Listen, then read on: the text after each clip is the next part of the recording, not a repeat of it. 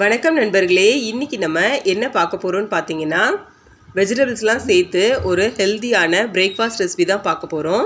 இது பசங்களுக்கு ரொம்ப பிடிக்கும். அதே மாதிரி இதை லஞ்சுக்குமே நம்ம எடுத்துக்கலாம், ரொம்ப நல்லா இருக்கும். வாங்க எப்படி பண்ணலான்னு பார்க்கலாம்.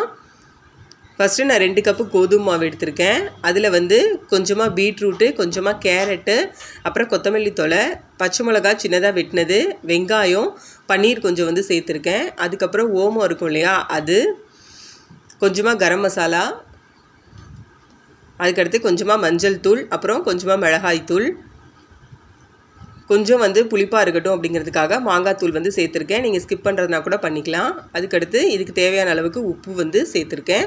சேர்த்து கொஞ்சமாக எண்ணெய் ஒரு ஸ்பூன் அளவுக்கு இது கூட சேர்த்துருங்க. சேர்த்துட்டு இது எல்லாத்தையும் ஒன்றா மிக்ஸ் பண்ணிடுங்க.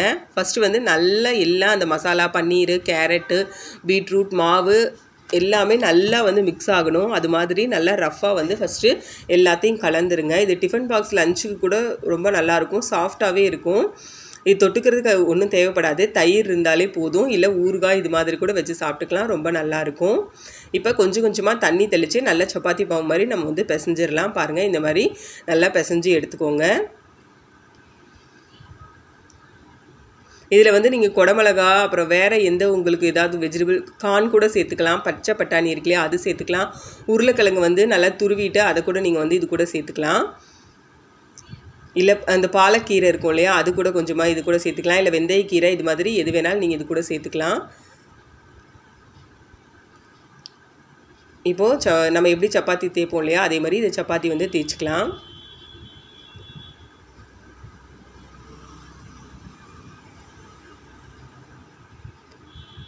இது மேலே நான் கொஞ்சமாக எள்ளு இருக்கு இல்லையா, அதை தூவி விடுறேன். தூவி விட்டு அதையும் கொஞ்சமாக அப்படியே லைட்டாக தேய்ச்சி விட்டுறலாம்.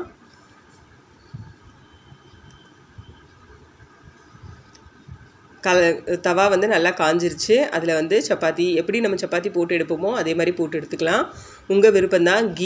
கீ போட்டுக்கலாம், அப்படி இல்லைன்னா பட்டர் கூட போட்டுக்கலாம். நான் எண்ணெய் தான் இன்றைக்கி போட்டிருக்கேன். நல்ல ஒரு சிம்மில் வச்சு இல்லைனா மீடியமில் வச்சு நீங்கள் மெதுவாக வேக விடுங்க. அப்போ தான் உள்ளே இருக்க எல்லா காயுமே நல்லா வெந்து சூப்பராக வரும்.